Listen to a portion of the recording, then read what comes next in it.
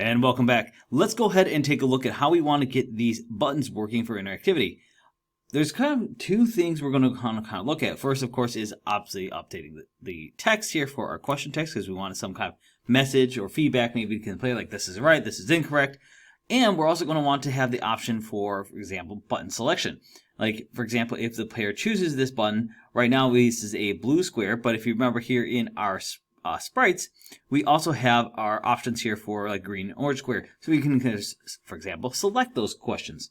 So we're going to have a little bit of work we're going to have to do here with our scripting to go ahead and make this happen. So in our quiz script here, let's go ahead and think about what we want to have. Well, the first thing is we need to have something that keeps track of the position of our index here. So where's the correct answer? So to do this, I'm just going to go ahead and above my serialized field, let's go ahead and add an integer. And let's just go ahead and call this the correct answer. And you can call it correct answer index if you want. It ultimately doesn't matter. We just want to have some kind of variable that's going to be able to keep track of this value. And then we're also going to want to add in some serialized field here. And what we want this serialized field to do is to effectively know what are we changing. Now, these are not going to be game objects like we've been doing here before, but instead we're going to do serialized fields. And what we want to do is make these of type sprite. And because this is a sprite, because remember, we want to change it from, for example, the default blue to what are the corresponding colors. So, for example, our default one might be sprite default, and that could be it. All right, or it could be like default, answer. That would be a good one. And then we can repeat this again for our other sprite, which is the correct answer. And again, we want to make these serialized fields here because we want to set these up so that way they are matching what there is. Now, you notice I do have an error here, and that's because it's saying, hey, this correct answer already exists because we created this int up here. So I'm just going to go ahead and modify this one and call this the answer index, just so it's not confusing these two. So this is one thing to keep in mind is when you start creating your own names for things that you don't overlap what's considered to be the correct name for those variables, because we have correct answer and we have correct answer. And it's like, well, which correct answer do you actually want to use? So I just changed this one to the correct answer index. Now what we want to do is we want to go ahead and add another method. I'm just going to clean this up a little bit here, take a little bit of the spacing out. But I want to add another method here. I'm going to make this a public method. And we aren't expecting anything to return, but this is going to be our method that's going to allow us to update that sprite here. And the best way to say this is like, what do we want this to be? Well, it's going to be something when the answer has been selected, right? So there's obviously different names that you could give this method. So let's just go and call this select. Oh, and it looks like Visual Studio is trying to be a little helpful here. Answer. And we're going to want to pass in a value here because obviously if we start thinking that what answer are we choosing from? Well, we need to choose an option here. So I'm going to just call this int index, or you can even choose this, like int answer choice. However you want to think about this. This is again referring to where from that index of questions are you pulling from to create your, piece here. And of course, you see Visual Studio changed the name of my method again, so I need to tell it that's not what I want here. I think we had this called something different. It was like select answer. Sometimes that does happen. Visual Studio gets a little too zealous there. So let's go ahead and set up what we want this method here that we just created to do. Well, we need an if statement here, and we want to see if effectively our answer is going to be equal to, or the index is equal to what our choice is. So let's go ahead and use the index as our choice here, or in this case it'd be answer choice. And we want to see if that is equal to some value. Now this is suggesting the correct answer index, which, of course is referring to this integer here, but we actually want to take it a step further. Because remember, what we're trying to do is refer back to this question type here. So we're actually going to change this from the correct answer index that is suggested and make this a question. And we're going to make this dot get. And remember, we had a method that we previously set up called correct answer index. And that method exists here in our question scriptable object that we created. We have a method right here that says get correct answer index, which returns the correct answer index. So now we have a nice good comparison statement set up here that we can actually go ahead and do things with. So the way that we can do that is we can say, for example, the question text dot text is equal to, we want to just make it a new string. So let's just say, you guessed correctly.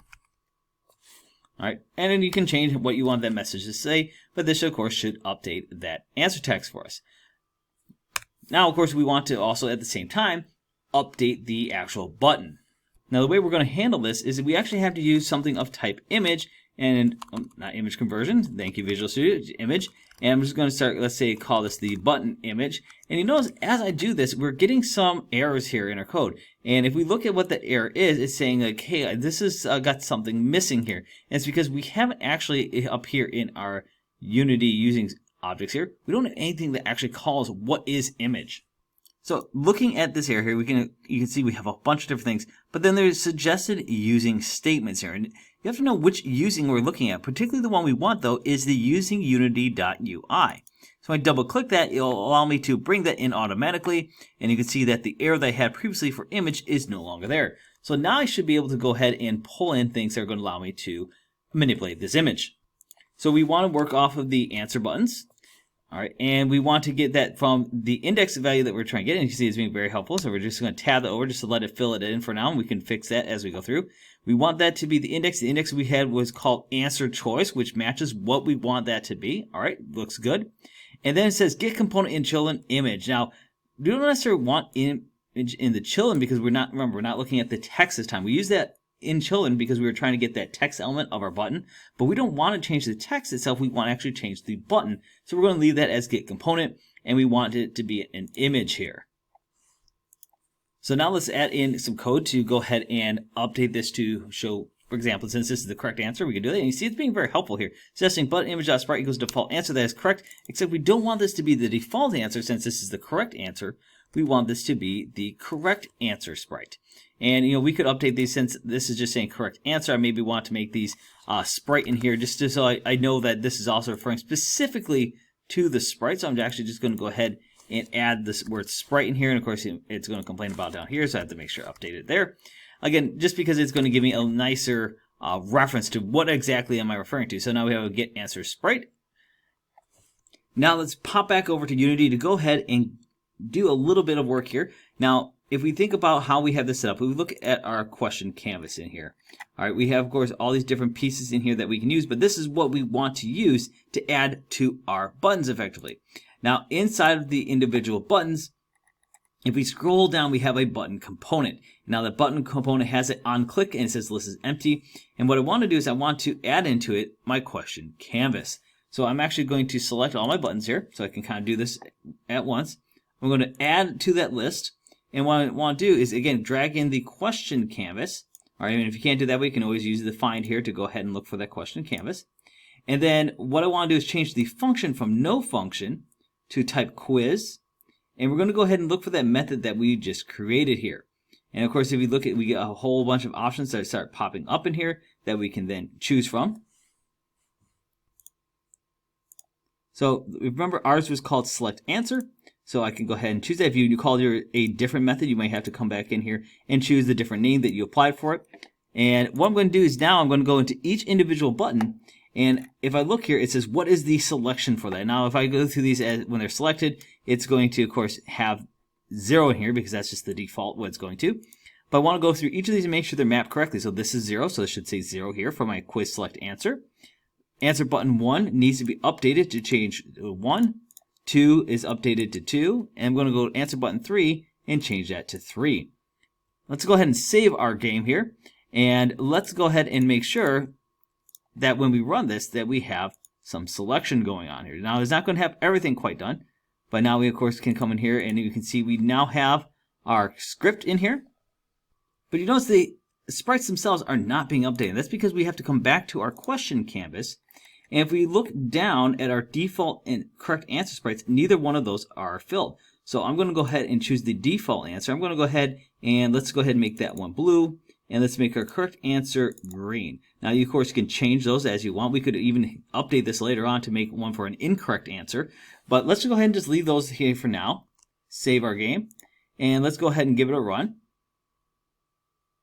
All right, and so now when I come over here and I go ahead and come to interact with these, I should have a little bit more control over what these sprites are going to look like. And when I click on the correct answer, you can see that that sprite has now fill that in. Now we may have to come in and edit this sprite to keep it from filling into these other zones like it is, but you can see that it is now updated. So that is awesome. Now, just as a quick hint, I'm just going to cut away real quick here. If you wanted to use your own sprites, or like, how do I go and fix this? Or you use one of the other sprites here, just remember that our blue square that we set up here had a border of 75, 75, 50, 50, and it was centered and normalized. If I look at my green square, you can see it's still set to 0, 0 all the way around. So I'm just going to go ahead and update that so that way it matches as we go ahead and get ready to do this. In fact, I'm going to go ahead and update the orange square as well. Again, just a quick cutaway here just to remind you how we go ahead and update that.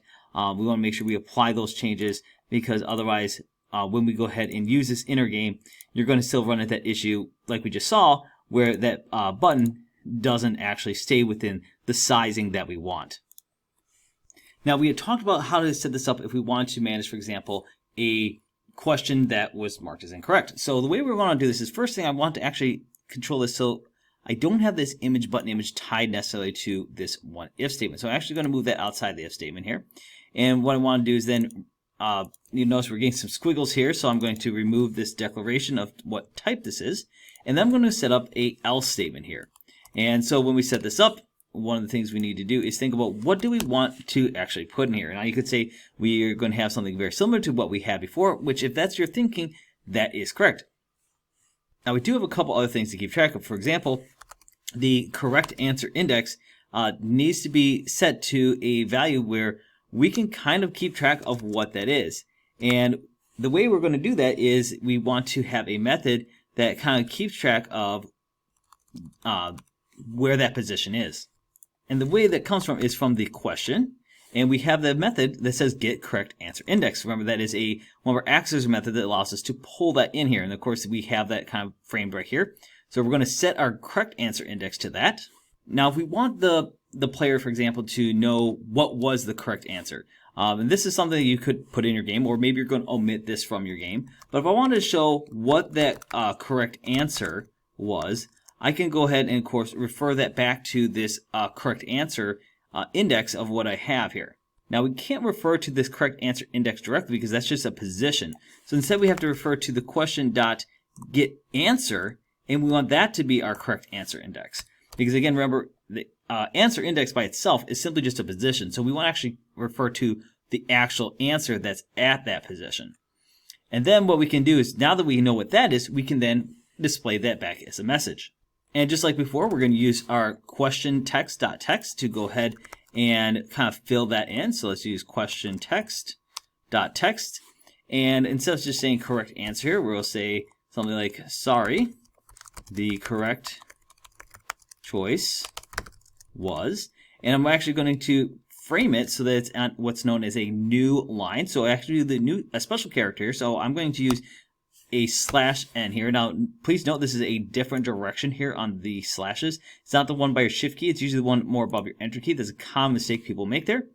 And what I can do then is I can what's called concatenate, or join this in with the actual value, which is the correct answer.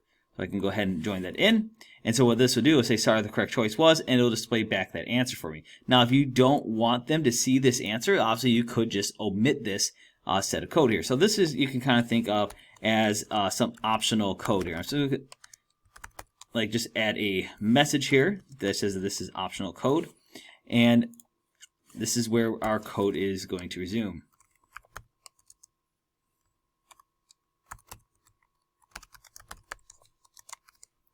Again, I'm just putting that in there just so you kind of know that you could leave this prompt out of here and then just leave that, old question text in there with that answer. Or you can put your own question text in there. So, for example, we could do something like question text, you guessed incorrect. So, again, that's just a choice that you can make here with your design. So now let's go ahead and set up our button image. So we're going to be doing this, again, very similar to what we saw before. So that way you can go ahead and update this. And this is almost identical to, so I'm actually going to copy this and bring this down. Then we can just modify this. But instead of being the answer choice, we want this to be the correct answer index, because we want this to be showing off the correct answer here. So now if we go ahead and run our game, All right, so I'm going to go ahead and click on an incorrect question this time. So let's go ahead and double click this one. You can see we get our new prompt. The correct choice was, and we keep this green one. Now, one thing you might want to do, and I'm going to go ahead and challenge you to do this one on your own based upon what we've seen with our code. I want you to go ahead and try to set up a code so that way when you go ahead and click on an incorrect choice, it's going to go ahead and give you a different button color. Now, again, I'm going to challenge you to do this one on your own. I will kind of go over that real briefly, but what you need to do is think about how we set up this button image right here, and you want to kind of replicate that so that we have, if you remember, in Unity, we have this orange square, and I'm going to want to set that incorrect button to the orange square. I want to challenge you to try and do that on your own, and if you can get it, awesome. If you haven't got it, that's okay, because this is just an extra challenge to see if you can push yourself beyond what we've talked about. And just to show that off, I went ahead and let's go ahead and run our game. And I went ahead and did that change. You can see it now. If I go ahead and click on a wrong correct answer here, we can see we get the choice here still selected, but then we can also show off the correct choice. And again, the way we did that is I, of course, had to create a new image. I had to code that correctly. And don't forget, the other thing you're going to do is make sure you come in here and tag your wrong answer sprite here. So there should be another hint for you that you go ahead and create that there as well.